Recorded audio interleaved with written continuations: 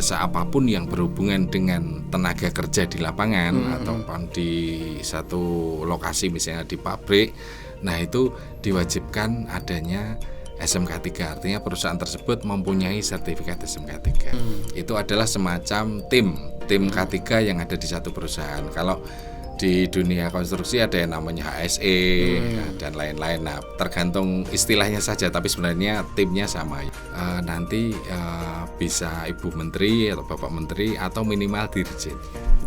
Ya, jadi kalau sekarang Bu Ida ya, kadang Bu Ida langsung senang dia memberikan apresiasi sama. Makanya teman-teman yang mengajukan permohonan ini kadang-kadang berlomba-lomba supaya dia nilainya bagus. Assalamualaikum warahmatullahi wabarakatuh. Ketemu lagi dengan saya Waskito di channel YouTube mitralegal.go.id. Nah, saat ini saya bersama dengan Bapak Alex.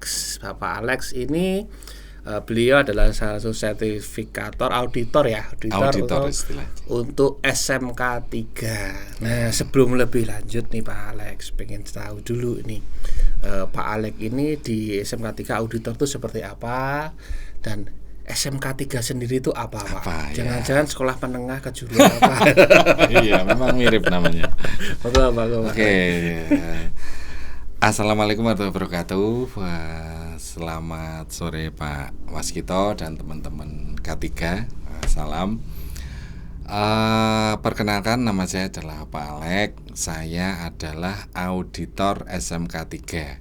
Jadi apa itu SMK 3? SMK 3 adalah Sistem Manajemen Keselamatan dan Kesehatan Kerja atau disingkat SMK 3. Nah, apa bedanya SMK 3 dengan sertifikat K3? Pasti banyak yang tanya, kenapa sih ada SMK 3, ada sertifikat K3. Nah, bedanya adalah sama-sama diterbitkan oleh Kemenaker. Jadi yang concern menangani masalah tenaga kerja kan di Indonesia Kemenaker ya Pak.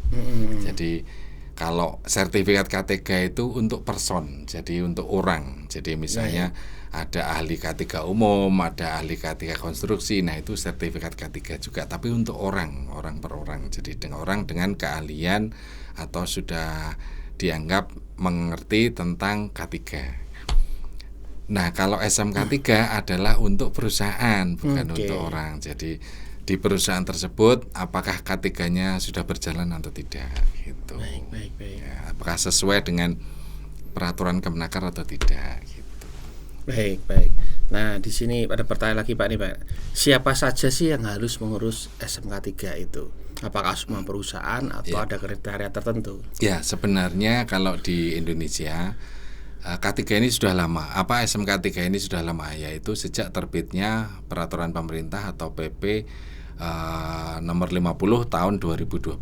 Jadi sudah sejak 12 tahun yang lalu sebenarnya. Cuman SMK 3 ini baru diaplikasikan menjadi peraturan yang terintegrasi itu sekitar tahun 2017-an. Jadi baru belum lama sebenarnya, baru sekitar 7 tahunan walaupun sudah sejak tahun 2012. Nah, kenapa pemerintah mewajibkan adanya SMK 3 ini adalah satu, untuk menjamin keselamatan tenaga kerja sebenarnya itu. Ya, menjamin keselamatan tenaga kerja terutama di perusahaan-perusahaan bisa konstruksi, bisa manufaktur, produksi apapun, pabrik, bahkan kantor-kantor yang ada tenaga kerja di dalamnya, itu wajib untuk mendapatkan sertifikat SMK 3 itu. Jadi pemerintah dalam hal ini membudayakan K3 lewat banyak hal, lewat banyak jalur. Ada jalur pelatihan, ada jalur riksa uji alat. Nah, di SMK 3 ini adalah jalur SMK 3 yang mewajibkan perusahaan untuk melaksanakan K3 dengan baik dan benar, menjamin keselamatan tenaga kerja. Intinya begitu, Bapak. Baik. Ya. Nah, sepertinya ada beberapa perusahaan ya Pak, yang terutama yang berhubungan dengan perusahaan-perusahaan multinasional biasanya. Biasanya mereka yang mau kerjasama perusahaan luar multinasional mau kerjasama dengan perusahaan Indonesia itu kan biasanya mensyaratkan juga ini. Mensyaratkan ya, SMK 3. Ya, jadi K3 ini kan sebenarnya sudah lama. Dari luar negeri itu ada yang namanya ISO 45001 itu tentang K3.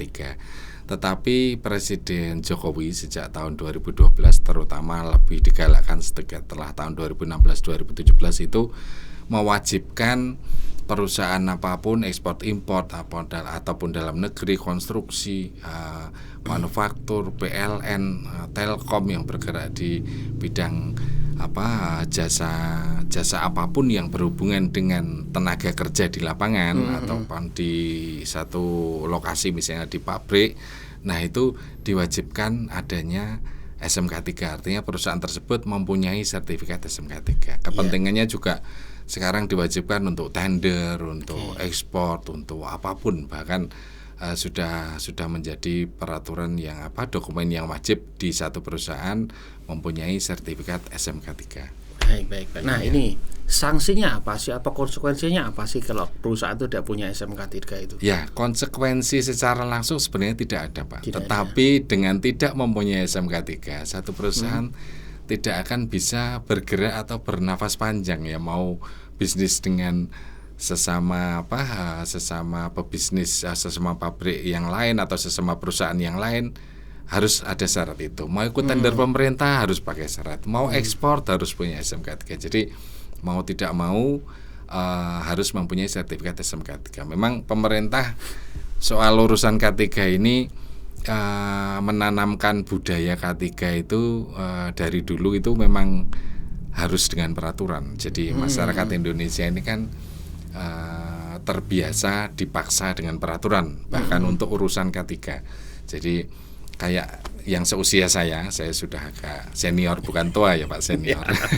Dulu ketika saya sekolah itu nggak ada aturan naik motor harus pakai helm. Nah, itu terus pemerintah concern tentang K3. Banyak kecelakaan yang diakibatkan dari benturan di kepala. Kemudian diwajibkan memakai helm, padahal kan untuk kepentingan kita sendiri sebenarnya. Nah, artinya apa? Artinya membudayakan K3 pun harus dipaksa dengan peraturan. Akhirnya dengan ada peraturan, masyarakat akan melaksanakan dengan terpaksa. Ketika melakukan dengan terpaksa, lama-lama kita akan terbiasa. Setelah terbiasa kita akan jadi budaya. Sekarang kalau misalnya saya pas mau keluar naik motor, ketika ngambil kunci motor pasti nyarinya helm. Nah, otomatis jadi itu sudah jadi budaya. Nah, harapan pemerintah terutama Kemenaker dalam hal ini membudayakan K3 di setiap di mana ada tenaga kerja, kira-kira begitu. Karena kita sebagai auditor ini juga merupakan duta-duta K3 dari Kemenaker, jadi harus ngoceh tentang K3 pokoknya sama siapapun.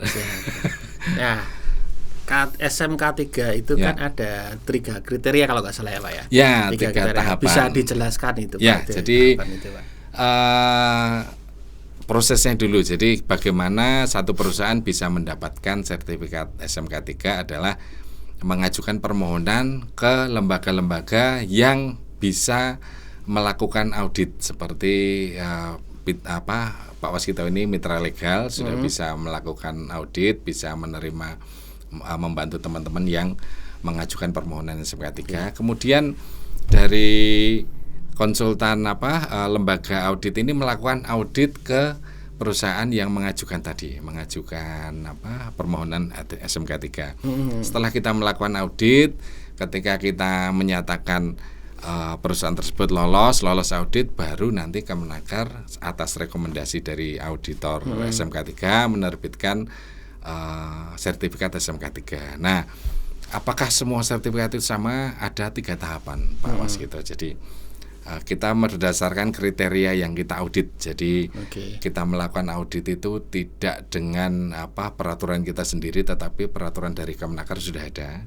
Jadi yang tahap awal atau yang belum pernah mempunyai atau belum pernah mengajukan sertifikat SMK 3 itu adalah 64 kriteria yang kita audit. 64 dulu. Kemudian tahapannya setelah itu ada yang menengah, yaitu 122 kriteria. 64 ke 122. Nah, yang paling tinggi adalah 166 kriteria. Nah, 166 ini biasanya perusahaan-perusahaan besar yang K3-nya sudah mapan. Yang pernah saya audit biasanya di PLTU, di smelter. Kalau di swasta itu seperti Indofood pernah saya audit. Terus United Tractor, terus pabrik Honda yang ada di Cikarang itu. Jadi yang karyawannya ribuan dan benar-benar harus menjaga keselamatannya. Kira-kira seperti itu. Jadi banyak juga ya sudah di ya banyak Pak. Ya. Baik. Nah, tadi disebut ketika terjadi di akan audit itu selesai audit itu jedanya berapa lama sampai sertifikat itu keluar, Pak? Nah, ini yang unik ya, unik dari Kemenaker ini adalah bahwa terbitnya SMKT, sertifikat SMK 3 ini adalah setahun sekali, Bapak. Setahun sekali. Okay. Tetapi biasanya di bulan Agustus atau September. Nih, tahun ini belum. Jadi mungkin diagendakan akhir Agustus ini atau awal September nanti akan terbit. Nah, bagaimana Pak ketika saya sudah selesai audit tapi sertifikatnya harus nunggu tahun depan, kan saya nggak bisa kerja. Nah, solusi dari Kemenaker adalah bahwa satu lembaga audit diperkenankan menerbitkan namanya SKA, surat keterangan audit. Artinya sudah pernah artinya sudah keluar berita acara auditnya, ditandatangani oleh auditor dan direktur perusahaan, kemudian diterbitkan SKA tersebut. SKA ini pun ada dua. Yang satu diterbitkan dari lembaga audit, yang satu lagi kalau dibutuhkan dari Kemenaker pun bisa menerbitkan, tetapi butuh waktu biasanya karena ngantrinya satu Indonesia. Tapi dari lembaga audit pun sebenarnya kekuatan hukumnya sudah sama karena kan kita legal Pak Waskito. Ya, Pak Waskito ini legal. Jadi sudah berlaku sebagai pengganti sertifikat SMK 3 yang belum terbit. Kira-kira seperti itu. Nah, itu kalau sudah terbit, Pak, masa berlakunya berapa lama itu? Masa berlakunya semua sama, yaitu 3 tahun. 3 tahun. Ya. Ada pertanyaan gini Pak Waskito, kalau saya diaudit tahun 2024, kemudian terbitnya 2025, terus 2027 saya cuma punya 2 tahun Pak. Oh enggak, jadi berlakunya itu adalah ketika sertifikat tersebut terbit. Ya, jadi bukan sejak diaudit, bukan. Itu Pak, jadi dari pihak Kemenaker juga memberi. Berarti malah dapat bonus tahun. Iya. Tapi kan biasanya orang pengen cepat ya. Kita justru bonusnya malah nggak mau Pak, pengen cepat-cepat yang asli biasanya seperti itu. Kira-kira begitu Pak Waskito. Siap. Nah, ini apa sih Pak contoh penerapan K3 di perusahaan itu seperti apa aja Pak? Nah, jadi gini. Sesuai peraturan Kemenaker ya, di perusahaan itu ketika nanti kita mengajukan sertifikasi SMK 3 ada namanya P2K3, jadi panitia pembina K3. Jadi itu adalah semacam tim K3 yang ada di satu perusahaan. Kalau di dunia konstruksi ada yang namanya HSE dan lain-lain. Nah, tergantung istilahnya saja, tapi sebenarnya timnya sama yang dimaksud. Jadi satu tim dengan penanggung jawabnya itu orang yang paham tentang K3, sudah lulus pelatihan K3 atau ahli K3 umum biasanya. Terus anggotanya adalah personel-personel yang sudah pernah mendapatkan pelatihan K3, apakah itu bisa kebakaran, bisa tanggap darurat, bisa bekerja di ketinggian dan lain-lain. Kan kompetensi seorang tenaga kerja nanti disesuaikan dengan bidang pekerjaan yang dia handle. Kira-kira seperti itu. Ya, ini tadi kelewatan Pak. Ini tadi kan ada 3 kriteria, 3 tahapan, 3 64, kemudian 122, 164. Ini kalau yang 64 tadi kan berarti yang baru pertama yang awal ya. Yang baru pertama. Yang kemudian yang 166 tadi itu yang sudah besar. Ya, sudah berjalan dengan baik. Yang tengah-tengah ini yang bagaimana Pak? Yang tengah-tengah ini biasanya yang sudah melampaui sudah pernah mengurus sudah mengurus 64, sudah punya sertifikat di 64 kriteria, tetapi ingin meningkatkan K3-nya, jadi meningkatkan apresiasi pemerintah terhadap perusahaan tersebut. Karena bentuk apresiasi pemerintah itu seperti ini Pak. Jadi untuk khusus 166 ya, khusus yang perusahaan yang sudah settle K3-nya dengan kriteria 166, nanti ketika terbit sertifikatnya akan mendapat undangan dari pihak Kemenaker. Terus yang nilainya bagus, nilai auditnya nilai audit bagus itu 85% ke atas. Nah, itu yang menyerahkan itu nanti bisa Ibu Menteri atau Bapak Menteri atau minimal dirjennya. Ya, jadi kalau sekarang Bu Ida ya, kadang Bu Ida lah senang dia memberikan apresiasi sama. Makanya teman-teman yang pengajukan permohonan ini kadang-kadang berlomba-lomba supaya dia nilainya bagus, ya, dengan melengkapi K3-nya, bahkan ada yang merayu auditornya gitu. Tapi tujuannya sama, adalah supaya K3-nya berjalan dengan baik dan diapresiasi oleh pemerintah. Baik. Pertanyaan lagi Pak, ini untuk tadi kan audit ya. Ya. Kadang ada pertanyaan, kalau saya butuh pelatihan SMK 3 itu bagaimana caranya itu? Bisa. Jadi dari Mitra Legal pun kita membuka peluang ketika satu perusahaan masih meraba-raba K3-nya seperti apa dan mengajukan sertifikasi SMK 3. Biasanya sebelum diaudit kan orang, waduh, mau diaudit apa ya yang diaudit, apa yang harus saya siapkan. Nah, itu kita bisa bantu teman-teman yang ngajukan permohonan sertifikat SMK 3 untuk istilahnya bukan pelatihan tapi setup, Pak. Oh, setup. Ya, setup audit SMK 3. Dan itu menurut peraturan pemerintah bukan auditor yang nggak boleh auditnya, ya, karena dia nyetup sendiri, nguji sendiri ngudut sendiri, nggak boleh. Tapi nanti kita ada tim yang siap bantu. Ya, jadi teman-teman yang butuh setup untuk SMK 3 sebelum dilakukan audit, kita bisa bantu. Baik. Baik, terima kasih Pak Alex atas satu hal lagi Pak. Mungkin ada teman-teman yang bertanya, Pak, saya nggak mau 64, perusahaan saya besar, K3-nya bagus, saya mau langsung 122 atau 166 gitu. Apakah boleh? Betul. Boleh sepanjang lolos audit. Ya, jadi ketika satu perusahaan, saya banyak melakukan audit ketika dia belum punya SMK 3 tapi maunya 166. Jadi kita audit apakah layak tidak untuk 166 gitu. Jadi kalau memang layak ya pasti kita terbitkan. Ya, intinya kalau semakin tinggi kalau PD ya, kalau nggak PD lebih baik di 64 atau 122. Karena ketika jadi temuan itu kan ada 3 ya Pak ketika kita melakukan audit. Ini sedikit tentang audit. Boleh. Ya, jadi temuan yang pertama adalah fatality. Fatality itu ketika kita melakukan audit terjadi kecelakaan yang menyebabkan luka berat atau mengakibatkan meninggal. Nah, itu fatality. Nah, itu berarti audit langsung dihentikan, nggak bisa dilanjutkan. Nah, yang kedua adalah mayor, temuan mayor. Temuan mayor ini artinya dia tidak melakukan peraturan perundangan tentang K3. Dalam hal ini dari Kemenaker. Misalnya ada gedung produksi tetapi dia tidak mempunyai APAR misalnya, atau alat pemadam api ringan. Nah, atau dia tidak punya kotak P3K, atau tidak punya klinik misalnya. Nah, itu berarti dia mayor. Nah, bagaimana ketika ada APAR tetapi mungkin kedaluarsa, ada 10 APAR yang 3 kedaluarsa, nah itu berarti temuannya minor. Nah, kira-kira seperti itu Pak. Yang kita hitung adalah temuan minor. Karena ketika seorang auditor menemukan fatality atau mayor, berarti auditnya gagal, dihentikan langsung dikasih waktu untuk perbaikan, untuk diaudit di lain waktu. Gitu Bapak. Baik, ada lagi Pak Alex? Itu saja sih. Ya.